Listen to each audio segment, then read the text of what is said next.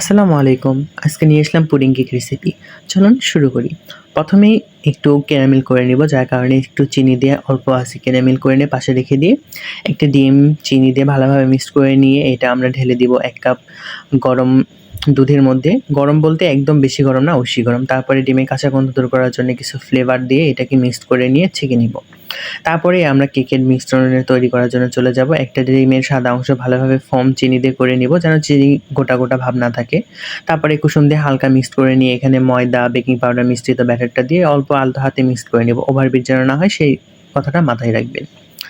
আর mix করা হয়ে গেলে দিয়ে দিব সামান্য একটু ফ্লেভার দিয়ে এটাকে ভালোভাবে ২ টা মিক্সড করে নিব। দেখবেন ১ম এ ভয় লাগতে পারে যে ২ টা হয়তো একসঙ্গে মিক্সড হয়ে যাবে, কিন্তু আসলে কিছুই হবে না। তারপরে আমরা পানি গরম অবস্থায় দিয়ে এটাকে ২০ মিনিটের মতো মিডিয়াম টু হাই আঁচে একটু জাল করে নিব। তারপরে নরমাল ফ্রিজে রেখে ঠান্ডা করে নিয়ে ঠান্ডা, ঠান্ডা তারপরে সার্ভ করব।